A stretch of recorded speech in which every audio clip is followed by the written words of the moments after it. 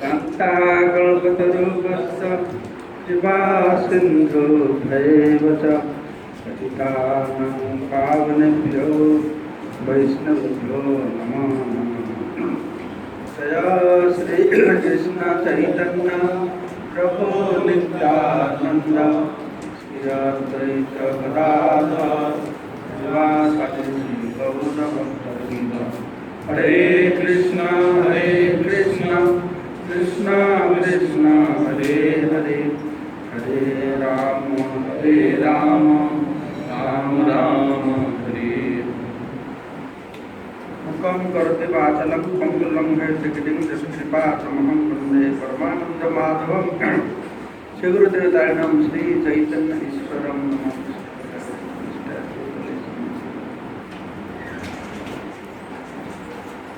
तो हमारा गतकाल के रघुनाथ दास गोस्वामी जे पुरीते पहुँचे, तो महाप्रभु स्वरूप दामोदर हाथे उन्हें अर्पण करे। 5 दिन महाप्रभु प्रसाद सेवा करार पर तापर के सिंह दरजा दाड़िए आसे जे जा चलो এটা খাচ্ছেন। तो একে ভিত্তি করে কৃষ্ণদাস কবিরাজ বিষয়ে বর্ণনা করছেন যে বৈষ্ণবরা কি করে, নিষ্কিঞ্চন ভক্ত যারা, তো এই মতো সর্বকাল আচ্ছা ব্যবহার, নিষ্কিঞ্চন ভক্ত খাড়া হয় সিংহদা। এটা একটা জেনারেল প্র্যাকটিস, অভ্যাস ছিল, মানে প্রচলিত প্রথা ছিল। নিষ্কিঞ্চন কি হবে, তার এরকম দাঁড়িয়ে থাকবে, সিংহদার দাঁড়িয়ে তারা ভিক্ষা করে।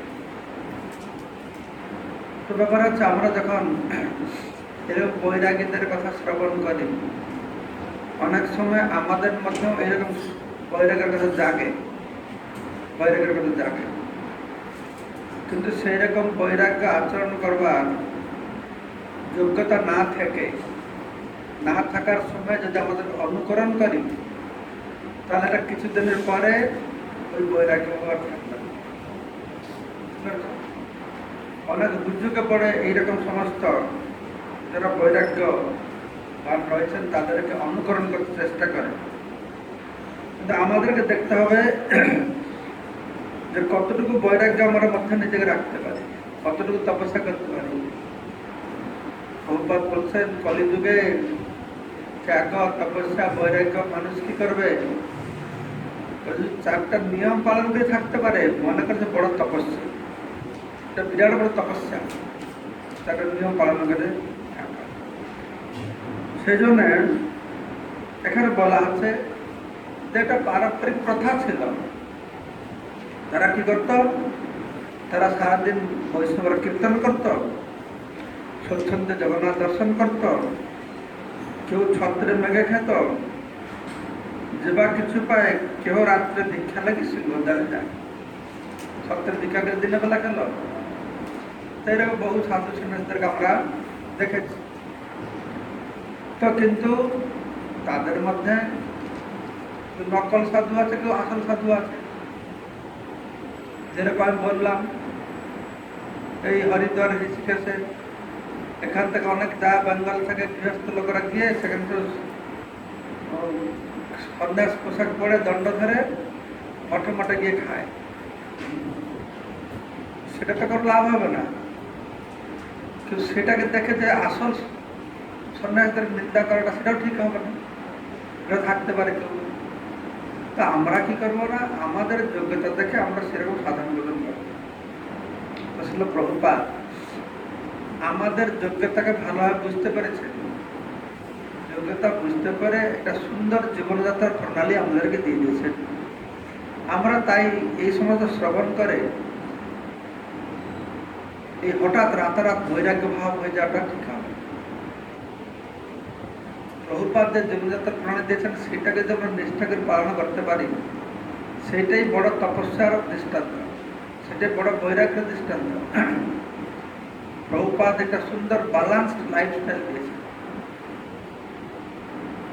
প্রতিদিন মঙ্গলারতি যাবে, আমরা বৈরাগ্য দেখাবো, না খেয়ে বৈরাগ্য দেখালে কি হবে?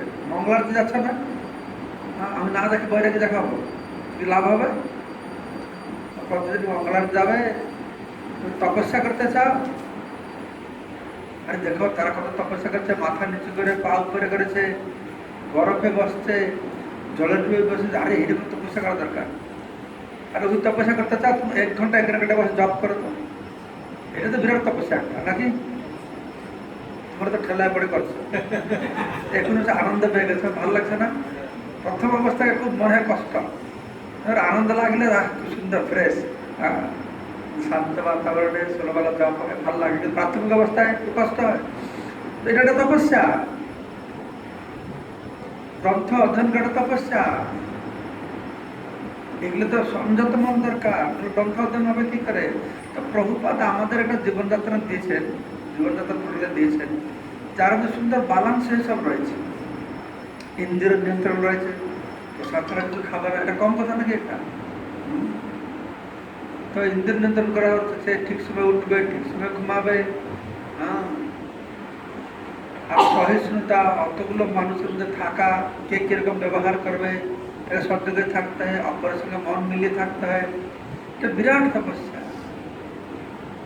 এর বাইরে আর কোনো কিছু খোঁজা দরকার পড়ে না। আমাদের মতন অযোগ্য ব্যক্তিত্ব নাই, প্রভুপাত আমাদের জন্য ঠিক লাইফস্টাইল দিয়েছিলেন। তার ভিতরে ধ্যান, তপস্যা, ত্যাগ, হ্যাঁ, সৎকর্ম সব কিছু ইনক্লুড হয়েছে, সকাল থেকে সন্ধ্যা পর্যন্ত। সারা ওয়ার্ল্ড যেখানে যাবে এই একটাই স্টাইল, তাই না? ঠিক সে মঙ্গলার দেবে, তারপরে জপ হবে, রবীন্দ্র গান্ধী পরিষেবা হবে। এটা আমাদের প্রভুপাত এর সিস্টেম করেছেন, সারা পৃথিবীতে চলছে। সারা পৃথিবীতে কোনো সময় মঙ্গলারতি বন্ধ আছে? সারাদিন মঙ্গলারতি চলছে না? আমাদের এখানে মঙ্গলারতি হলো, পাকিস্তানে শুরু হলো, পাকিস্তানে শেষ হলো, তারপরে একটা চলছে সবসময়। এখানে দর্শনার্থী হলো, তারপরে আরো জায়গায় দর্শনার্থী আছে, প্রতি সারা পৃথিবীতে সবসময় জব চলছে, সবসময় মঙ্গলারতি চলছে, সবসময় সন্ধ্যা আরতি চলছে। তো আমরা তার অংশীদার হয়ে এটা তৃপ্তি লাভ করা উচিত। তো মহাপ্রভুর ভক্তগণের বৈরাগ্য প্রধান, যাহা থেকে প্রীত হন গৌর ভগবান। আমরা শুষ্ক বৈরাগ্য দেখাই ঠিক নয়, মর্কট বৈরাগ্য দেখানো দরকার নেই, আর কি বৈরাগ্য, ফল্গু বৈরাগ্য দেখানো দরকার নেই, আর শ্মশান বৈরাগ্য দেখানো নেই। আমাদেরকে যুক্ত বৈরাগ্যের কথা মহাপ্রভু শিখিয়েছে। তাই আমরা লাভ দিয়ে এই সমস্ত রঘুনাথ দাস বাবুজি রাতারাত হওয়ার চেষ্টা করা উচিত। তো কিন্তু তাদের আদর্শটাকে মনে রাখতে হবে। তাদের আদর্শ কি, কোন ভিত্তিতে করছে? যে বিশ্বের প্রতি অনাসক্ত হয়, তারা কৃষ্ণের প্রতি সর্বতভাবে মনোযোগ করেছে। অনেক লোক দেখাবার জন্য বৈরাগ্য দেখায়, এরা তো লোক দেখাবার জন্য বৈরাগ্য দেখায় না। কেন বৈরাগ্য করেছে? না ভগবানের প্রতি অত আসক্ত আছে, ভৌতিক জীবনের প্রতি তারা নিষ্ক্রিয় হয়ে পড়েছে। ওরা সময়ের অপচয় বলে মনে করছে, রান্না করো বান্না করো, কারণ সময়ের অপচয় বলে তারা মনে করছে। তাটা আলাদা স্তরে পৌঁছে গেছে। তো মহাপ্রভু যখন রবীন্দ্রের কাছে শুনেছেন, এরকম রঘুনাথ দাস কি করছেন না, সিংহদ্বারে দাঁড়িয়ে যা দিল খাচ্ছেন। তো মহাপ্রভু খুশি হয়েছে, শুনি তুষ্ট হইয়া প্রভু কহিতে লাগিল, ভালো কইল বৈরাগীর ধর্ম আচরিল। মহাপ্রভু সন্তুষ্ট হয়ে বলছেন, সে ভালো কাজ করেছে, সে বৈরাগীর ধর্ম আচরণ করেছে। বৈরাগী করিবে সদা নাম সংকীর্তন, মাগিয়া খাইয়া করে জীবন রক্ষণ। তো বৈরাগী যারা, তারা সবসময় নাম সংকীর্তনে করবে, নাম সংকীর্তনে অত্মমত্ত থাকবে, তাদের খাওয়া দাওয়ার প্রতি স্পৃহা নেই, বুঝ নেই। তো নাম সংকীর্তন, নাম জপ করতে করতে, কীর্তন করতে করতে তারা মত্ত হয়ে থাকবে। আমার তো নাম জপ করে, ওরা অত নাম জপ করে আনন্দ পায়, নাম ছাড়তে চায় না, নাম করতেই থাকে, খাওয়ার টাইম অতিক্রম হয়ে বুঝতে পারে না, নামে আনন্দ। আমাদের কিসেতে আনন্দ হয়? যখন 16 মালাটা শেষ হয়ে যায়, 16 মালা যখন চলছে, কখন 12 মালা মালা আমরা দেখছি, কত মালা হলো, 8 মালা হয়ে গেছে, 14 মালা, 12 মালা হলো, 16 মালা হয়ে গেল, 16 মালা হয়ে গেছে, আমার ডিউটি আজকে হয়ে গেছে। কিন্তু এটা আমাদের অবস্থা, ওদের অবস্থা কি? ওরা নাম করতে অকমত্ত হয়ে গেছে, তারা বুঝতে পারছে না কখন কি হচ্ছে। তো বৈরাগী করিবে সদা নাম সংকীর্তন বলা হচ্ছে। বৈরাগী হইয়া যেবা করে পরপেক্ষা, কর্মসিদ্ধি নহে কৃষ্ণ করে না উপেক্ষা। বৈরাগী হয় যে পরের উপর নির্ভর করবে, তারা কার্যসিদ্ধি হয় না, এবং কৃষ্ণ তাকে উপেক্ষা করে। তা আমাদের বৈরাগ্য কি না? আমাদের নিজের বলে কিছু আমরা রাখি না, আমরা সব কিছু কৃষ্ণের জন্যই করে থাকি। এটা হচ্ছে আমাদের বৈরাগ্য। আমাদের দেহ পালো ভালো রাখি কেন না? কৃষ্ণের সেবা করতে পারবো। আমরা ব্রজগোপিকাদের মতন নয়। ব্রজগোপিকাদের নিজেকে ভালো করে সাজাতেন, দেহ রক্ষণাবেক্ষণ করতেন কেন না? কৃষ্ণ দেখে আনন্দ পাবে। তো আমরা ওই স্তরের কথা বলছি না, না আমরাও নিজেকে সুস্থ রাখি, ভালো খাওয়া দাওয়া করি, ভালো সুস্থ রাখি কেন? আমরা কৃষ্ণ সেবায় নিযুক্ত থাকতে পারবো। আমি সুস্থ থাকবো না কৃষ্ণ সেবা করবো, বৈষ্ণব সেবা করবো? যদি অসুস্থ হয়ে পড়ি, তাহলে বৈষ্ণবরা আমার সেবা করবে, কোনটা ভালো? তার থেকে আমি খেতে সুস্থ থাকি বাবা। আমি যে বৈরাগী হতে গিয়ে, বৈরাগী দেখাতে গিয়ে সেই খারাপ হলে বৈষ্ণবরা আমার পেছনে হসপিটালে দৌড়ে থাকবে, আমার পেছনে টাকা ধরে ভালো, তার থেকে ভালো আমি খেতে সুস্থ থাকি, কৃষ্ণ সেবা হবে, আর বৈষ্ণবদের আমার সেবা করতে হবে। আমি সবসময় কৃষ্ণের সেবায় থাকবো, বৈষ্ণবদের সেবায় থাকবো। তাই সুস্থ খাবার খাবে, সুস্থ পড়ার পড়বে। মহাপ্রভু বলবে এরপরে, দেখো কি বলছে, বৈরাগী হইয়া করে জুহার লালস, পরমার্থ যায় আর হয় রসের বস। বৈরাগী হয় কেউ জিহর লালসা করে, তাহলে পরমার্থ সাধন নষ্ট হবে এবং জিহর রসের বশবর্তী হবে। বৈরাগী কীর্ত সদা নাম সংকীর্তন, শাকপত্র ফল মূলে উদর ভরণ। কালকে কিন্তু পড়েছিলাম শাকপত্রটা না, জিহার লালসায় যে ইতি উত্তিধা, এটা বলেছিলাম। কৃষ্ণধর পরায়ণ কৃষ্ণ আগে এই পড়েছিল 228 থেকে। আর দিন রঘুনাথ স্বরূপ চরণে, আপনার কীর্ত লাগি কহিলা নিবেদনে, কি লাগি ছাড়িলা খবর না জানি উদ্দেশ্য, কি মোর কর্তব্য প্রভু কর উপদেশ। তো আরেকদিন রঘুনাথ দাস স্বরূপ দামোদর গোস্বামীর কাছে তার পাদপদ্মে পড়ে, স্বরূপ চরণে তার পাদপদ্মে পড়ে তার কর্তব্য সম্পর্কে তাকে জিজ্ঞাসা করছে। তো কি লাগে ছাড়িলা ঘর, তাকে তিনি জিজ্ঞাসা করছেন, আমি যে কেন কি হত্যা করছি তা আমিও জানি না, না জানি উদ্দেশ্য, তার উদ্দেশ্য কি আমি জানি না, আমার যে উদ্দেশ্য কি তা আমি জানি না। আপনি দয়া করে আমাকে বলুন, আমার কি করা কর্তব্য, কি মোর কর্তব্য প্রভু কর উপদেশ। তো ভক্তরা যখন কৃষ্ণ ভাবনায় যুক্ত হয়, তারা তাদের ভবিষ্যতে কি করো কিছু নিজ ইচ্ছা মতে কিছু না চিন্তা, হৃদয়ে সর্বদা গোবিন্দ বলেছিল, গৌরবন্দ গোস্বামী মহারাজ বলতে। তারা সম্পূর্ণরূপে গুরু বৈষ্ণবদের নিজেকে অর্পণ করে, নিজের ইচ্ছা অনুসারে কিছু করবে না। এটা হচ্ছে মনকে নিয়ন্ত্রণ করার সবথেকে সর্বোৎকৃষ্ট উপায়। ধ্যান, যোগ, যম, নিয়ম, আসন, প্রাণায়াম সব থেকে শ্রেষ্ঠ হচ্ছে কি আর নিশ্চিন্ত পন্থা। আমি কি করব, আমার মনের দ্বারা প্রেরিত হয়ে আমি ঠিক করবো না আমি কি করব কি করবো না। কেননা আমাদের সব চিন্তা কৃষ্ণ বহির্মুখ মনের দ্বারা প্রেরিত হচ্ছে। যদি আমি যা সাধু করতে যেটা সেটাই করবো, বাস আর কিছু করবো না, তাতে মন আরো নিয়ন্ত্রণ করবো। মনকে নিয়ন্ত্রণ করা মানে শুধু বিষয় থেকে মনকে নিয়ন্ত্রণ করলে হবে না, বলতে বিষয় থেকে ইন্দ্রিয়কে নিয়ন্ত্রণ করলে তো হবে না, মিথ্যা তো রয়ে যাবে। বিষয় থেকে মনকে নিয়ন্ত্রণ করলে হবে না, মন ঝটকে চলে যাবে।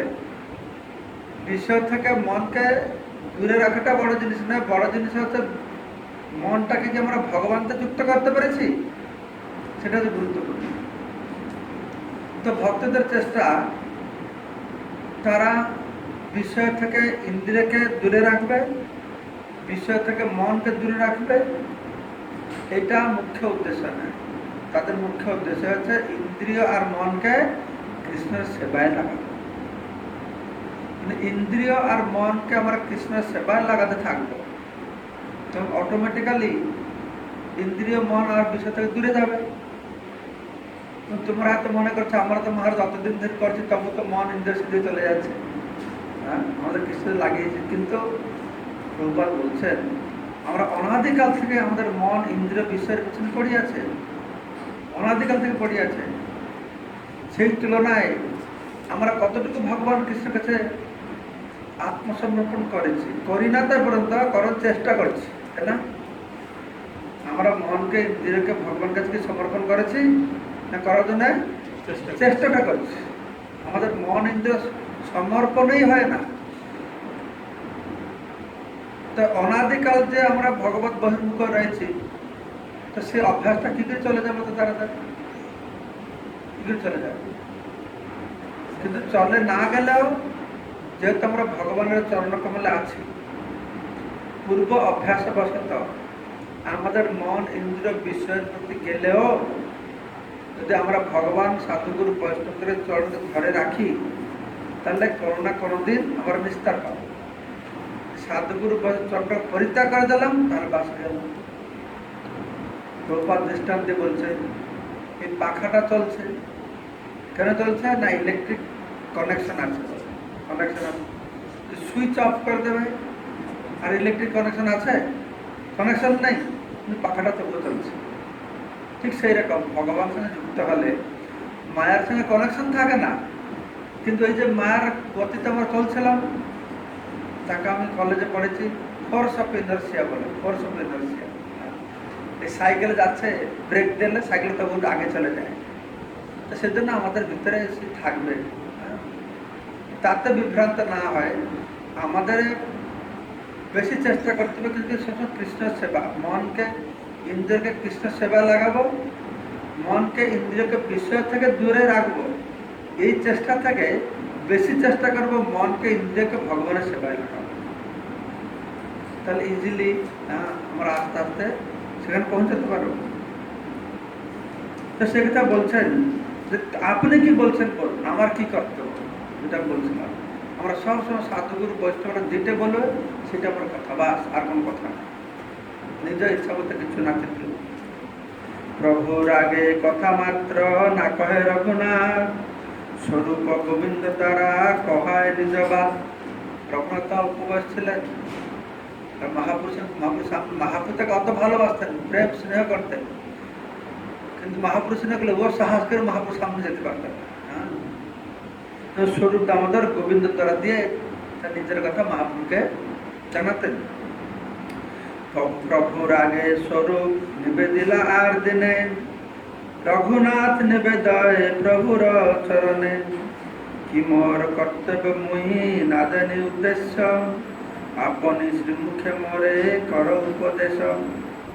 আর একদিন স্বরূপ দামোদর গিয়ে মহাপ্রভুকে বলছেন যে রঘুনাথ আপনার চরণে একটা নিবেদন রেখেছে যে আমার কি কর্তব্য, কি উদ্দেশ্য তা আমি জানি না, আপনি আপনার শ্রীমুখে আমাকে সে সম্বন্ধে উপদেশ দান করুন। হাসি মহাপ্রভু রঘুনাথের কহিল, তোমার উপদেশটা করি স্বরূপের দিল। যে মহাপ্রভু হাসছেন, আমার কাছে তো উপদেশ চাইতে কেন? আমি তোমাকে যে উপদেশ দেবো তার হাতে দিয়ে দিয়েছি তোমাকে, তার কাছ থেকে উপদেশ না। সাধ্য সাধন যত শিখ ইহার স্থানে, আমি কত নাহি জানি ইহ যত জানে। মহাপ্রভু আমিও জানি না, এই যত স্বরূপ ধাম আমিও জানি না, তথাপি আমার আজ্ঞায় যদি শ্রদ্ধা হয়, আমার এই বাক্য তবে করিয়া নিশ্চয়। তো মহাপ্রভু প্রথম বলছেন তুমি যেটা হচ্ছে না বাংলায় ডেঙ্গিয়ে ঘাস খাওয়ানো, বেড়া ডেঙ্গিয়ে না ঘোড়া ডেঙ্গিয়ে ঘাস খাওয়ানো বলছেন। যে আমি তোর হাতে দিয়ে দিয়েছি, ও তোমার জ্ঞান দেবে, তুমি আবার ওকে টপকে আমার কাছে এসছে কেন? আমি বললে তুমি করবে, নাহলে করবে না। কোন কোন ভক্ত এরকম বলে, গুরুদেব বলে তাহলে আমি করবো। একটা ভক্ত ছিল, ওটা মেয়েকে ভালোবাসে, ও বিবাহ করত। তো আমরা বলছি না এটা ভালো হবে না। গুরু মহারাজ আমাদেরকে বলছেন ভালো ব্রহ্মচারী, ভালো বড় প্রচারক, আসলে আমরা তোকে হারাতে চাই না, এই লোকে আমাদের আসক্তি আছে, ও দিয়ে দিয়ে হলে গৃহস্থ হয়ে যাবে, আর কি এরকম পারবে? আমরা এই ওর প্রতি আসক্তির ধরুন ওকে আমরা নিরুৎসাহ করছি। গুরু মহারাজ ইঙ্গিত দিচ্ছে, ওই ভক্তরা বলছে মহারাজ, গুরু মহারাজ আমাকে বলবে তাহলে আমি বিবাহ করব। আমি গুরু মহারাজ বলছি আপনি বললে বিবাহ করবো না, বলছে গুরু মহারাজ ওকে বলবে না। তো আমি পরে বুঝলাম কেন গুরু মহারাজ বলবে না। গুরু মহারাজ চিন্তা করছেন আমি তোকে বললাম, ও না করলো, মানে আমার কথা না শুনে বিবাহ করলো, তো ওর আর অকল্যাণ হবে। তাই সবসময় ভক্তরা ডাইরেক্ট নির্দেশ দেয় না, গুরুদেব বিশেষ করে ডাইরেক্ট নির্দেশ দেবে না। সেই জন্য গুরু মহারাজ বললে আমি করে ফেলবো এটা নয়, গুরু মহারাজের মনোভাবটাকে জানতে হবে। শাস্ত্রীয় সিদ্ধান্ত প্রথমে করতে হবে, গুরুদেবের মনোভাব শাস্ত্রীয় সিদ্ধান্তের সঙ্গে এক আছে। আর গুরু মহারাজ সেই রকম তার যে ঘনিষ্ঠ একদম, তাকে হয়তো কিছু বলবে সাহস করে, সবাইকে ডাইরেক্টলি উপদেশ দেয় না গুরু মহারাজ। তো তবুও মহাপ্রভু বলছেন যে ঠিক আছে, তথাপি আমার আজ্ঞা যদি শ্রদ্ধা হয়, আমার আজ্ঞা যদি শ্রদ্ধা হয়েছে যে আমি বললে শুনবে, আমার এই বাক্যে তবে আমার এই বাক্যে তবে অরিহ নিশ্চয়, তো আমি তোমাকে কিছু নির্দেশ দিচ্ছি, তুমি সেটি পালন করো। তো নির্দেশ কি দিল মহাপ্রভু? গ্রাম্য কথা না শুনিবে, গ্রাম্য বার্তা না কহিবে, ভালো মন্দ না খাইবে, ভালো না খাইবে আর ভালো না পড়িবে, অমানি মানদ হইয়া কৃষ্ণ নাম সদা লবে, ব্রজে রাধা কৃষ্ণ সেবা মানসে করিবে। এগুলো কঠোর নির্দেশ, মহাপ্রভু যাকে তাকে দেবে না, যোগ্য পাত্র দেখে বলেছেন। মহাপ্রভু যোগ্য পাত্র থেকে বলেছেন, আর এই নির্দেশের মধ্যে তার মধ্যে শক্তি সঞ্চার করেছেন। গুরুদেব সবাইকে নির্দেশ দেবে না, প্রত্যক্ষ নির্দেশ দেবে না, কারণ অনেক নির্দেশ পালন করতে পারবে না। তো যোগ্য শিষ্যকে প্রত্যক্ষ নির্দেশ দেবে, তারপরে যোগ্য শিষ্যের মধ্যে শক্তি সঞ্চার করবে। যেই শিষ্য গুরুদেবের সেই আজ্ঞাকে নিষ্ঠা করে গ্রহণ করবে, গুরুদেব তার মধ্যে শক্তি সঞ্চার করবে। তো মহাপ্রভু তার এরকম শক্তি সঞ্চার করলেন, একদম অক্ষরে অক্ষরে তিনি পালন করলেন। গ্রাম্য কথা না কহিবে, গ্রাম্য বার্তা গ্রাম্য কথা না শুনিবে, কোন প্রকারের জড়জাগতিক বিষয় নিয়ে আলোচনা করবে না, গ্রাম্য বার্তা না কহিবে, সেই সমস্ত বিষয় শ্রবণ করবে না, ভালো না খাইবে আর ভালো না পড়িবে, যে ভালো খাবার খাবে না, ভালো কাপড় পরবে না, অমানি মানত হইয়া কৃষ্ণ নাম সদা লবে, নিজে কোন রকম সম্মান প্রত্যাশা না করে অন্য সকলকে যথাযোগ্য সম্মান প্রদর্শন করে সর্বদা কৃষ্ণ নাম গ্রহণ করবে এবং মানসে বৃন্দাবনে রাধা কৃষ্ণের সেবা করে, মানসে সেবা করবে। কিন্তু আমরা যদি এখানে না লাফাই মানসে করবার জন্য, আমরা শরীর দিয়ে একটু করবো, মন আর শরীর দিয়ে সেবা করবো। তো ব্যাপার আছে, আমরা এইটা লাফিয়ে করতে পারবো না, কিন্তু এটা হচ্ছে আদর্শ, এটা সবসময় মনে রাখবো। আমার জীবনের শৈলীটা এরকম হবে যেটা কি এই নির্দেশকে অনুগমন করবে, এই নির্দেশের পক্ষে থাকবে। এইটাই আমি পারছি না আলাদা ব্যাপার, কিন্তু এইরকম হওয়া উচিত। এটা আমার জীবনে আদর্শকে রাখবে। ভালো খাবো, ভালো পড়বো, এই ধান্দা একটু থাকবে না। খ্রিস্ট সেবা হচ্ছে আমাদের আসল ধান্দা। অমানি মানদ হব, সবাইকে সম্মান তো সম্মান চাইব না। এই আদর্শটাকে জীবনে আমরা কি করে প্রয়োগ করবো, তুলে ধরতে পারবো, সেটা চেষ্টা থাকবে। রাতারাত আমরা রঘুনাথ দাস গোস্বামী হওয়ার অভিনয় না করি। তো ভক্তিবিনোদ ঠাকুর তার ভাষ্যে বর্ণনা করছে যে স্ত্রী ও পুরুষ বিবাহ করে সন্তান উৎপাদন করে, যে সংসার পাতে সেই সংসার সম্বন্ধে যত কথাবার্তা তা সবই গ্রাম্য কথাবার্তা, তা কোনো বৈরাগী বা বৈষ্ণবের সত্যব্য বা বক্তব্য নয়। সেদিন বলা আছে, সুবোধ ঘোষে বলছেন, যারা এইরকম গৃহমধ্যে তাদের সারাদিন বহু কথা বলার রয়েছে, বহু কথা বলার রয়েছে, তারা সারাদিন এইরকম অর্থ সঞ্চয় করে রাত্রে সুখে নিদ্রা বা মৈথুন করে সময় কাটায় বলেছেন। তাদের অনেক শোনার রয়েছে, ভালো খাওয়া, ভালো পড়া, তাও বৈরাগের উচিত নয়।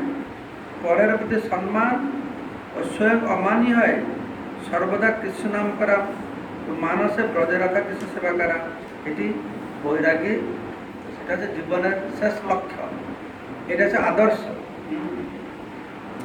এই তো সংক্ষেপে আমি কইলু উপদেশ, স্বরূপের ঠাঁই হার পাইবে বিশেষ। আমি সংক্ষেপে তোমাকে বর্ণনা করে বললাম, আর স্বরূপ দামোদর তোমাকে আরো বিশদভাবে বিস্তারিতভাবে এই বিষয়ে বুঝিয়ে দেবে। স্বরূপ দামোদর নাদপি শুনেছ না তরিব সহিষ্ণু, অমানি নাম মান দেন কীর্তনীয় সদা হরি। তো এইভাবে মহাপ্রভু তাকে তারপরে বললাম, এত শুনি রঘুনাথ বন্দিলা চরণ, মহাপ্রভু হইল তারে কৃপালিঙ্গন। মহাপ্রভুর কাছে এই নির্দেশ পেয়ে রঘুনাথ দাস তার শ্রীপাদপদ্ম বন্দনা করলেন এবং শ্রী চৈতন্য মহাপ্রভু কৃপা করে তাকে আলিঙ্গন করলেন। পুনঃ সমর্পিলা তারে স্বরূপের স্থানে, অন্তরঙ্গ সেবা করে স্বরূপের স্থানে। শ্রী চৈতন্য মহাপ্রভু পুনরায় রঘুনাথকে স্বরূপ দামোদর গোস্বামীর কাছে সমর্পণ করলেন এবং রঘুনাথ দাস স্বরূপ দামোদর গোস্বামীর সঙ্গে শ্রী চৈতন্য মহাপ্রভুর অন্তরঙ্গ সেবা করতে লাগলেন। হেন কালে আইলা সব গৌড়ের ভক্তগণ, পূর্ববৎ প্রভু সবাই করিলা মিলন। সেই সময় গৌড়ের সমস্ত ভক্তরা এসে পৌঁছালেন এবং পূর্ববৎ শ্রী চৈতন্য মহাপ্রভু তাদের সঙ্গে মিলিত হলেন। সবা লইয়া কইলা প্রভু গণ্ডিচা মার্জন, সবা লইয়া কইলা প্রভু বন্য ভোজন। তাদের সকলকে নিয়ে শ্রী চৈতন্য মহাপ্রভু গুন্ডিচা মন্দির মার্জন করলেন এবং তাদের সকলকে নিয়ে উদ্যানে বনভোজন করলেন। রথযাত্রায় সভা লইয়া করিলা নর্তন, দেখি রঘুনাথের চমৎকার হইল মন।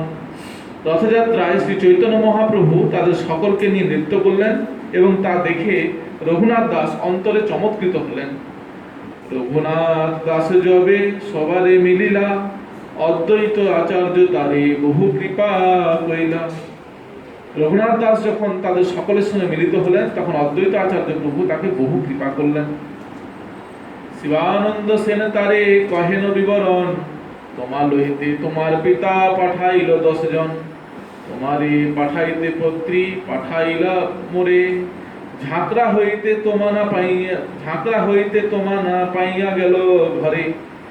শিবানন্দ সেন তাকে বললেন, তোমার পিতা তোমাকে ফিরিয়ে নিয়ে যাওয়ার জন্য 10 জন লোক পাঠিয়েছিলেন এবং তিনি আমাকে একটি চিঠিতে তোমাকে ফেরত পাঠাবার জন্য অনুরোধ করেছিলেন। ঝাঁকড়ায় তারা এসে আমার সঙ্গে সাক্ষাৎ করেছিল এবং তোমাকে না পেয়ে তারা সবাই ঘরে ফিরে গেছে। তার মানে শিবানন্দ সেন যবে গ্রুপ নিয়ে দল নিয়ে বেরিয়েছে, রঘুনাথ দাস সেই সময় বেরিয়েছে, একসঙ্গে বেরিয়েছে। রঘুনাথ দাস অত জোরে দৌড়ে দৌড়ে এসছে, তার বহুদিন আগে পৌঁছে গেছে। তারা ধীরে ধীরে খেয়ে দিয়ে ধুলে ধুলে আসছে। রঘুনাথ দাস মানে আসে 5 দিনই মহাপ্রভুর কাছে আছেন। তারপরে কি শিবদার খাচ্ছেন, কয়েকদিন পরে এরা আসে পৌঁছাচ্ছে, পৌঁছে খবর দিয়েছে। তো ব্যাপার হচ্ছে এখনই তো বাড়িতে কেউ জানে না, কিন্তু এখানে গৌড়ের ভক্ত এসে গেল, এসে দেখলো তো রঘুনাথ দাস এখানে আছে। 4 মাস রহি ভক্তগণ গৌড়ে গেলা, শুনি রঘুনাথের পিতা মনুষ্য পাঠাইলেন। তো 4 মাস জগন্নাথপুরীতে থাকার পরে গৌড়ের ভক্তরা গৌড়ে ফিরে গেলেন এবং তাদের ফিরে আসার কথা শুনে রঘুনাথ দাসের পিতা শিবানন্দ সেনের কাছে লোক পাঠালো। কি সংবাদ আছে, আমার ছেলে কোথায় গেল? সে মনুষ্য শিবানন্দ সেনের পুছিল, মহাপ্রভুর স্থানে এক বৈরাগী দেখিল। গোবর্ধনের পুত্র দেহ নাম রঘুনাথ, নীলাচলে পরিচয় আছে তোমার সাথ। সে লোকটা গিয়ে শিবানন্দ সেনকে জিজ্ঞাসা করছে, শ্রী চৈতন্য মহাপ্রভুর কাছে কি আপনি কোন এক বৈরাগীকে দেখেছেন যার নাম হচ্ছে রঘুনাথ, তিনি গোবর্ধনের পুত্র, নীলাচলে কি এমন কারোর সঙ্গে আপনার পরিচয় হয়েছে? শিবানন্দ সেনকে জিজ্ঞাসা করছে। শিবানন্দ কহে তেহ হয় প্রভুর স্থানে, পরম বিখ্যাত তেহ কেবা নাহি জানে। শিবানন্দ সেন বলছেন, আরে ও তো মহাপ্রভুর সঙ্গে আছে, ও যে অত প্রসিদ্ধ, কেউ আর কে না জানবে? কিন্তু পরম বিখ্যাত, তাকেও না জানবে কে? সে মহাপ্রভুর সঙ্গে রয়েছে। স্বরূপের স্থানে তারে করিয়াছেন সমর্পণ, প্রভুর ভক্তগণের তেহ হয় প্রাণসম। তো মহাপ্রভু এই স্বরূপ দামোদর কাছে সমর্পণ করেছেন। তিনি মহাপ্রভু ভক্তের অত প্রিয় যে তারা তাকে তাদের প্রাণের মতন ভালোবাসছেন। তো এবং কি করছে বর্ণনা করে বলছেন, রাত্রি দিন করে দেহ নাম সংকীর্তন, ক্ষণ মাত্র নাহি ছাড়ে প্রভুর চরণ। তিনি দিবারাত্র হরে কৃষ্ণ মহামন্ত্র কীর্তন করছেন, এক ক্ষণের জন্য চৈতন্য মহাপ্রভুর পাদপদ আশ্রয় ত্যাগ করছেন। তো তার পুরো লক্ষণ বর্ণনা করে বলছেন, পরম বৈরাগ্যতার নাহি পক্ষ পরিধান, যেইছে তেইছে আহার করি রাখে পরা। তার আচরণ পরম বৈরাগ্যযুক্ত, আহার পরিধানের প্রতি তার কোনো রকম যত্ন নেই, যেন তারা কোনো প্রকারে আহার করে তিনি প্রাণ ধারণ করেছেন। আর কিরকম তিনি ভিক্ষা করছেন, দশদণ্ড রাত্রি গেলে পুষ্পাঞ্জলি দেখিয়া সিংহ দ্বারে খাড়া হয়ে আহার লাগিয়া। দশদণ্ড রাত্রি অতিবাহিত হয়ে গেলে জগন্নাথ দেবের পুষ্পাঞ্জলি দর্শন করে তিনি সিংহ দ্বারে দাঁড়িয়ে কি করছেন, সেখানে আহার ভিক্ষা করছেন। কেহ যদি দেহ তবে করে ভক্ষণ, কভু উপবাস কভু করে চর্বণ। তো যদি কিছু দিল তো ভক্ষণ করবে, কখন কেউ না দিল সে উপবাস করে থাকবে, কখন চর্বণ কখন উপবাস হয়ে থাকে। তো এই কথা শ্রবণ করে তো সেই লোকটা গিয়ে তো গোবর্ধনকে বলছে। এত শুনি সেই মনুষ্য গোবর্ধন স্থানে, কহিল গিয়া সব রঘুনাথের বিবরণে। চিন্তা করে দেখো, গোবর্ধন তাহলে কিরকম, মানে কত ঐশ্বর্য ছিল, কত টাকা পয়সা, সুন্দর স্ত্রী, আর অত কম দিনের মধ্যে কি এইরকম জীবনে তার বাবা যে শুনে তার কথা এইরকম আমার ছেলে থাকছে, তারা হৃদয় বিদীর্ণ হয়ে যাবে। ভিক্ষা করছে, এরা দাঁড়িয়ে খাচ্ছে অবস্থা, এইসব বিবরণ শুনেছে বৈরাগ্য। শুনি তার পিতা মাতা দুঃখিত হইল, আমার তোমার দুঃখ অবর্ণনীয় হবে। পুত্র ঠাঁই দ্রব্য মনুষ্য পাঠাইতে মনে কইল। তাই তারা চিন্তা করছে যে আমরা কি করি, ছেলে এরকম কষ্টে আছে, তার স্বচ্ছন্দের জন্য দ্রব্য, টাকা পয়সা, একটা কিছু মানুষ তার সেবা করার জন্য পাঠিয়েছে। দিয়েছে কত টাকা না, 400 টাকা দিয়েছে। তখনকার সময় অনেক হবে 400 টাকা। 400 মুদ্রা, 2 ভৃত্য 1 ব্রাহ্মণ। 400 টাকা দিয়েছে, 2জন চাকর দিয়েছে, এটা ব্রাহ্মণ পাঠিয়েছে রান্না বান্না করে খাওয়াবে তাকে। শিবানন্দের ঠাই পাঠাইল ততক্ষণ। শিবানন্দ কহে তুমি সব যাইতে নারিবা, আমি যাই যবে আমার সঙ্গে যাইবা। তোমরা যেতে পারবে না, ও তো বলছে এই ধরে পাঠিয়ে দাও। শিবানন্দকে বলছে তুমি রাস্তাঘাটে বলে তারা চলে যাবে, না না তোমরা যেতে পারো, আমি যখন যাবো তখন যাবে। এবে ঘর যাহ যাবে আমি সব চলিম, তবে তোমার সভাকারে সঙ্গে লইয়া যাব। তোমার ঘরে ফিরে যাও, আমি যখন যাব তখন তোমাদেরকে নিয়ে আমি পুরীতে চলে যাব। তারপর বলো। এই তো প্রস্তাবে শ্রী কবি কর্ণপুর রঘুনাথ মহিমা গ্রন্থে লিখিলা প্রচুর। এই ঘটনা বর্ণনা করে মহাকবি শ্রী কবি কর্ণপুর তার গ্রন্থে রঘুনাথ দাসের মহিমা বিস্তারিতভাবে বর্ণনা করেছেন।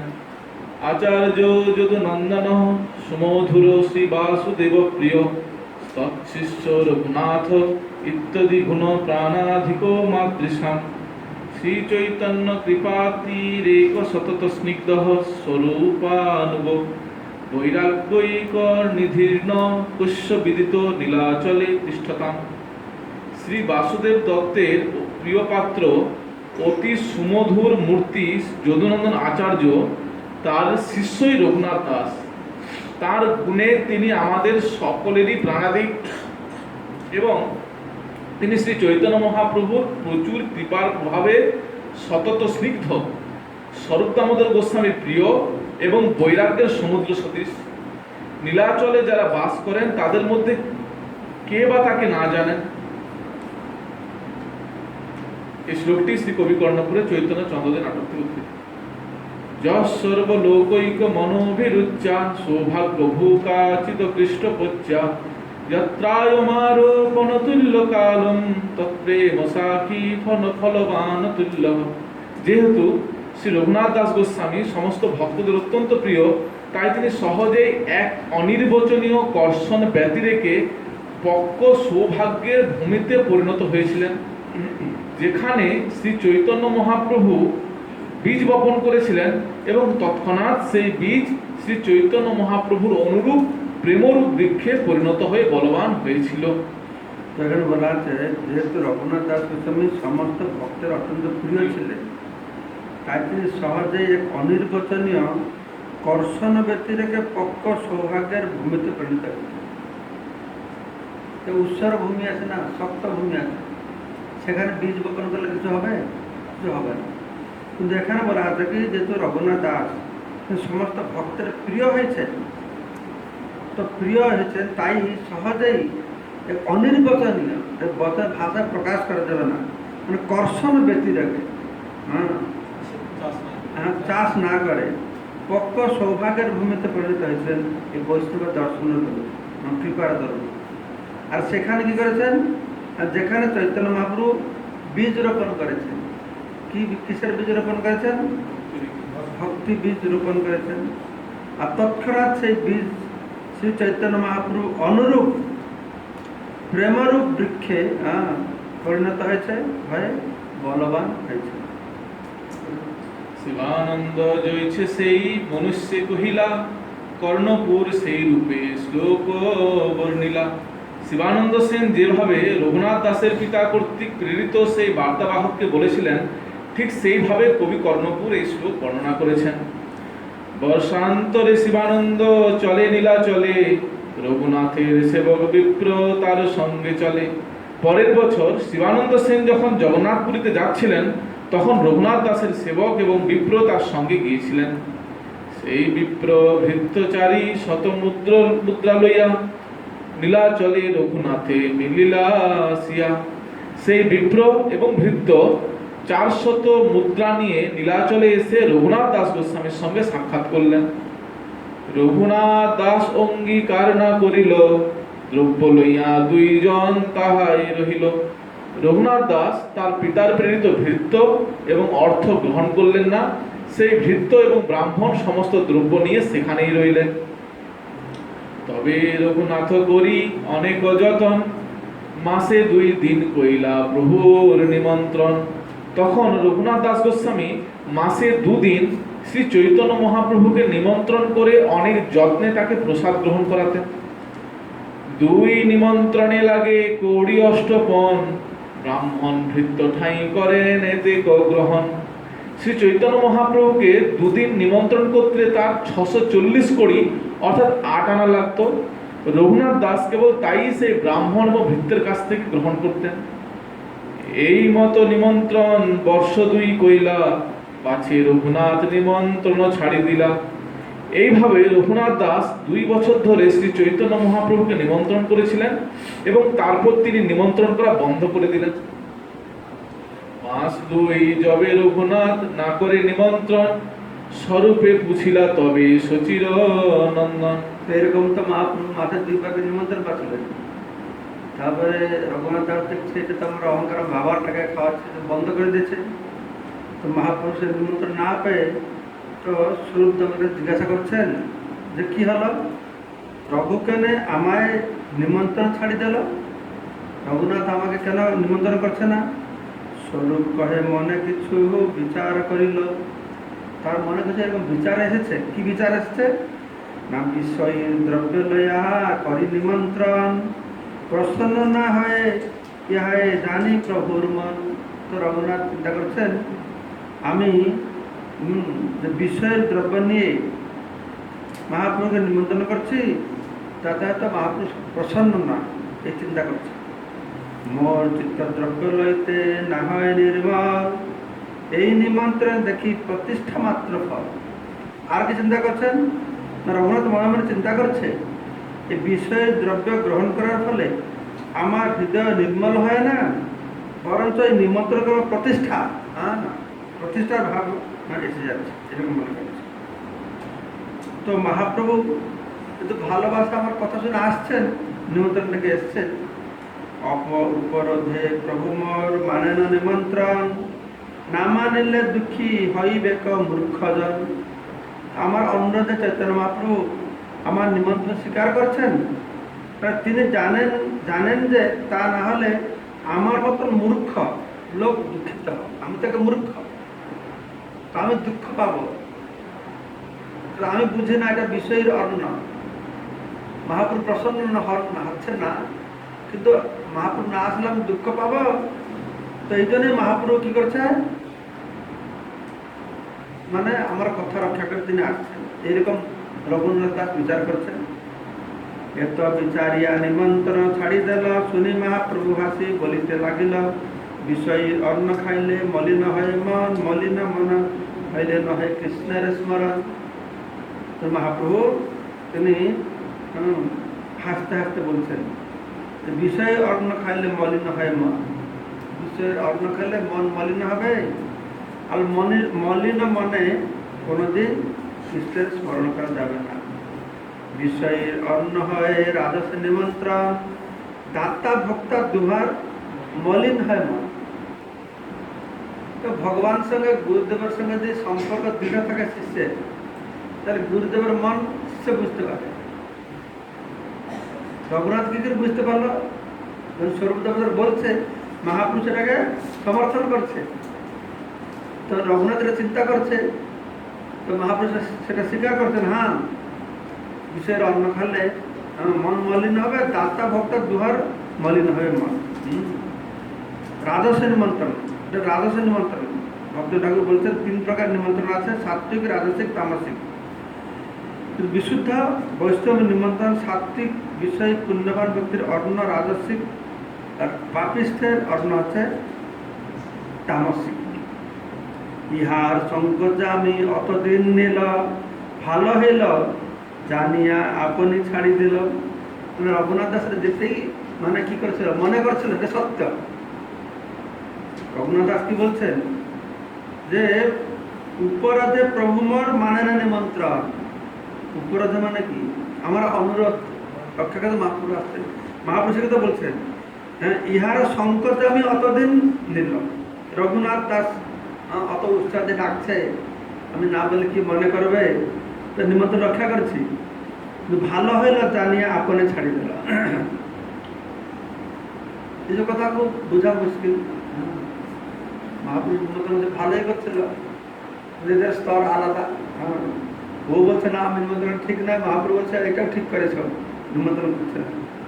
কতদিনে রঘুনাথ সিংহার দ্বার ছাড়িলা, ছত্রে যাই মাগিয়া খাইতে আরম্ভ করিলাম।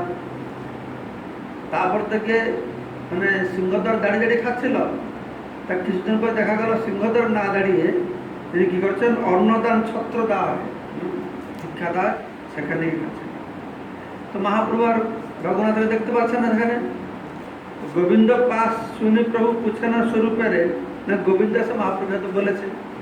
তো স্বরূপ জিজ্ঞাসা করছেন, রঘু ভিক্ষা লাগি ঠান কেনে নহে সিংহদ্বারে। তো গোবিন্দের কাছ থেকে শুনে চৈতন্য মহাপ্রভু স্বরূপ দামোদর জিজ্ঞাসা করছেন রঘুনাথ দাস আর সিংহ দ্বারে দাঁড়িয়ে ভিক্ষা করে না কেন? স্বরূপ কহে সিংহ দ্বারে দুঃখ অনুভবিয়া ছত্র মাগে খায় মধ্যাহ্ন কালে গিয়া। স্বরূপ বলছেন সিংহ দ্বারে দাঁড়িয়ে ভিক্ষা করতে রঘুনাথ দুঃখ অনুভব করছে, তাই সে মধ্যাহ্নে গিয়ে ছত্রতে ভিক্ষা করছে। তো মহাপ্রভু যখন শুনলো সঙ্গে সঙ্গে অনুমোদন করলো, হ্যাঁ হ্যাঁ ভালো করেছে। প্রভু কয়ে ভালো কইল ছাড়িল সিংহদ্বার। মহাপ্রভু কি প্রথমে তো সব খাওয়া দাওয়া ছেড়ে সিংহদ্বার দাঁড়িয়ে ভিক্ষা করলে কেউ করছে, কে তো বিরাট বৈরাগ্য। তো বলা হলো আগে মহাপ্রভু তুষ্ট হলো গৌরব ভগবান, কিন্তু খুব খুশি হয়েছে। কিন্তু এখনই সেখানে সিংহদ্বারে ভিক্ষা না করে যে ছত্র দেখাচ্ছেন সেটা শুনে মহাপ্রভু আরো খুশি হয়েছে। তো বলছে কি না, সিংহদ্বারে ভিক্ষাবৃত্তি বেশ্যার আচার। সিংহদ্বার মধ্যে দাঁড়িয়ে দাঁড়িয়ে বেশ্যার মতন আচরণ করছে। কি আচরণ করছে না, সে সেখানে বসে চিন্তা করছে কি মর্থম অয়ম আগচ্ছতি অয়ম দাস্যতি অয়ন দত্তম অয়ম। ও বসে আছে, ও ইনি আসছে আমার পাতায় কিছু দেবে, ইনি দেবেন, ভালো পয়সাটা দিল, ভালো ভিক্ষা দিয়েছে। আরেকজন আসছে, ইনিও দেবে। এই যে ব্যক্তি গেলেন ইনি দিলেন না, অন্য আরো ব্যক্তি এসছে উনি দেবে। তো অযাচক বৈরাগ্য বেশিগণ এইভাবে আশা করে থাকে। তো এইরকম বসে আশা করবে, কেউ আর কথা দিল, কেউ পাতা দিল না। মহাপ্রভু আর খুশি হয়েছে, ভালো হয়েছে, ওখানে দাঁড়াচ্ছে না। ছত্রে যায় যথা লাভ উদর ভরণ, অন্য কথা নাহি সুখে কৃষ্ণ সংকীর্তন। তো অন্য ছত্রে গিয়ে ছত্র থেকে যা পাওয়া যায় তা দিয়ে উদরপূর্তি করেন, আর অন্য কোনো কথা আলোচনা না করে শুধু কৃষ্ণ নাম কীর্তন করেন। তো মহাপ্রভু খুব খুশি হয়েছেন। এত বলি তারে পুনঃ প্রসাদ করিলা, গোবর্ধনের শিলা গুঞ্জা মালে তারা চারে দেলা। তো প্রথমে মহাপ্রভুর সঙ্গে 5 দিন খেল, তারপরে কোথায় খেল? সিংহদ্বারে দাঁড়িয়ে খেল, তারপরে ছত্র থেকে খেল। ঠিক আছে। তো মহাপ্রভু আরো খুশি হয়, কি করেছেন? তাকে গোবর্ধন শিলা আর গুঞ্জামালা দিয়েছেন, কৃপা করেছেন। শঙ্করানন্দ সরস্বতী বৃন্দাবন হইতে আইলাম, দেহ সেই শিলা গুঞ্জামালা লইয়া গেলাম। পূর্বে শঙ্করানন্দ সরস্বতী যখন বৃন্দাবন থেকে এসেছিলেন তখন তিনি সেই গোবর্ধন শিলা গুঞ্জামালার সঙ্গে করে নিয়ে এসেছিলেন। পার্শ্বে গান্থা গুঞ্জামালা গোবর্ধন শিলা, 2 বস্তু মহাপ্রভু আগে আনি দিলাম। এই গুঞ্জমালা গোবর্ধন শিলা মহাপ্রভুকে উপহার দিয়েছিলেন কে? শঙ্করানন্দ সরস্বতী। 2 অপূর্ব বস্তু পায়া প্রভু তুষ্ট হইলা, স্মরণের কালে গলে করে না গুঞ্জমালা। তো মহাপ্রভু দুটো পেয়ে খুব খুশি হয়ে গেছিলেন। আর কৃষ্ণ নাম স্মরণ করতেন, তখন কি করতেন? সে গুঞ্জমালাটা সে গলায় পড়তেন। গুঞ্জমালা গোবর্ধন শিলা প্রভু হৃদয়ে নেত্রে ধরে, কভু নাসায় ঘ্রাণ লয় কভু সিঁড়ি করে। মহাপ্রভু গোবর্ধন শিলা ও হৃদয় ধারণ করতেন, কেউ নেত্রে আর চোখে নিয়ে ছোঁয়াতেন, কেউ নাক দিয়ে ঘ্রাণ করতেন, কোন শিরে ধারণ করতেন। গুঞ্জমালা আর সে গোবর্ধন অত প্রিয় ছিল। নেত্র জলে সেই শিলা ভিজে নিরন্তর, শিলারে কহেন প্রভু কৃষ্ণ কলেবর। তো মহাপ্রভু ওই গোবর্ধন শিলাকে কৃষ্ণের কলেবর বলে মানতেন। এই মত 3 বছর শিলামালা ধরিলাম, তুষ্ট হইয়া শিলামালা রঘুনাথে দিলাম। 3 বছর ধরে মহাপ্রভু অত প্রিয় গুঞ্জামালা গোবর্ধন শিলাতে রঘুনাথে দিয়ে দিয়েছেন। প্রভু কহে এই শিলা কৃষ্ণের বিগ্রহ, ইহার সেবা কর তুমি করিয়া আগ্রহ। এই শিলা হচ্ছে কৃষ্ণের অপ্রাকৃত বিগ্রহ, তুমি আগ্রহ সহকারে এর সেবা করো। এই শিলা করো তুমি সাত্বিক পূজন, অচিরাত পাবে তুমি কৃষ্ণ প্রেম ধন।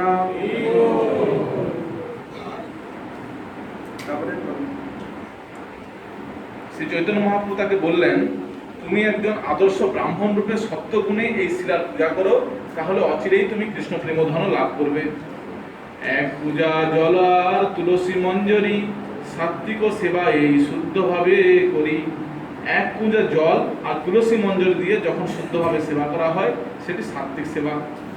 দুই দিকে দুই পত্র মধ্যে কমল মঞ্জরি এই মতো অষ্টমঞ্জরি দিবে শ্রদ্ধা করি। দুই দিকে দুটি পত্র এবং মাঝখানে কোমল মঞ্জরি, এই প্রকার 8টি মঞ্জরি তুমি শ্রদ্ধা সহকারে নিবেদন করবে। তো আজকে অনেক রাত হয়ে গেল, আজকে লেটে শুরু হয়েছিল, আমি ভাবলাম আজকে শেষ করে দেবো, কিন্তু দেখছি ঠেলে ঠেলে শেষ করা ঠিক হবে না, কালকে অল্প বাকি থাকবে। কালকে আমরা এই সপ্তাহে অন্তলীলা শেষ করবো। ওখানে মহারাজ ক্লাস দিচ্ছেন, আমি বললাম মহারাজ ক্লাস গেলে ভালো হতো, কিন্তু আমাদের ইনচার্জ বললে না না ক্রমান্বয়ে শুনছে তো, কালকে এটা শেষ হয়ে গেলে তারপর মহারাজরা সমস্ত ব্রহ্মচারীদের ক্লাস দিচ্ছে, যারা যারা চাইবে তোমার সেখানে যেতে পারো, যেটা বলবে গৌরধাম যেটা বলবে তোমরা সেটা করবে। আজকে একটু আমরা শুনি কারণ রঘুনাথের বৈরাগ্য যে কত দূর যেতে পারে, কালকে সুস্থিতে আমরা শ্রবণ করবো।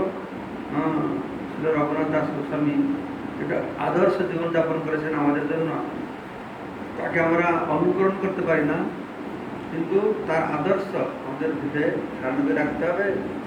এটা আমাদের জীবনের আদর্শ লক্ষ্য, আমাদের ভক্তিকে কেন্দ্রে রেখে কি করে আমরা পালন করতে পারবো তার চেষ্টা। এইখানে রহিল গ্রন্থ অমৃত লহরী বদন বলিয়া সবে